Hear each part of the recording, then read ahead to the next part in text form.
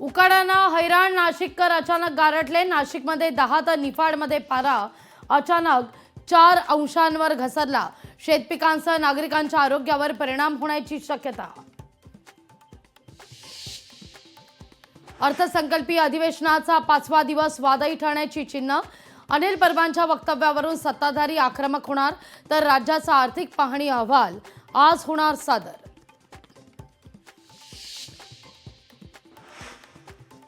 महिला दिनाच्या पूर्वसंध्येला लाडक्या बहिणींना मिळणार फेब्रुवारी-मार्च महिन्याचं अनुदान। पात्र लाडक्या बहिणींच्या खात्यात जमा होणार 3000 रुपये।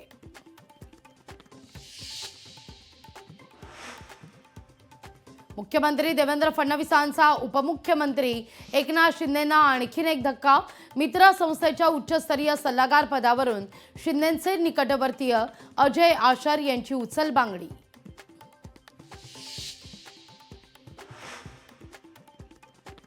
उपमुख्यमंत्री एकनाथ शिंदेंचा ड्रीम प्रोजेक्ट नवीन महाबळेश्वरला विरोध।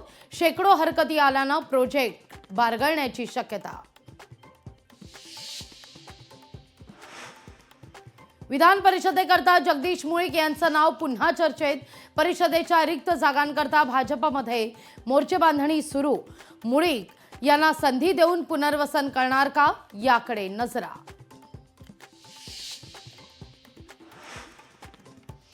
राहुल गांधी आज मुंबईतील काँग्रेस नेत्यांशी साधणार संवाद।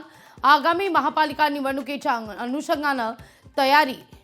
सपकाळ आणि वर्षा गायकवाडांसोबत चर्चा करणार असल्याची लोकशाही मराठीला सूत्रांची माहिती। सरकारच्या कृतीला जशास तसं उत्तर द्यायचा मवियाचा निर्णय।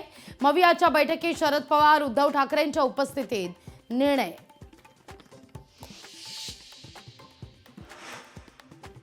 संतोष देशमुख हत्ये प्रकरणातील मुख्य आरोपी वाल्मिक कराडची संपूर्ण संपत्ती जप्त करण्याकरता एसआयटी आक्रमक।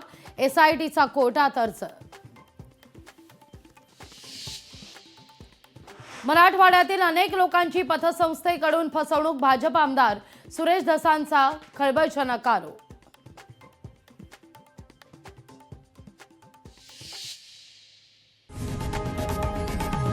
लोकशाही मराठी ऐका, पहा, जागरूक रहा।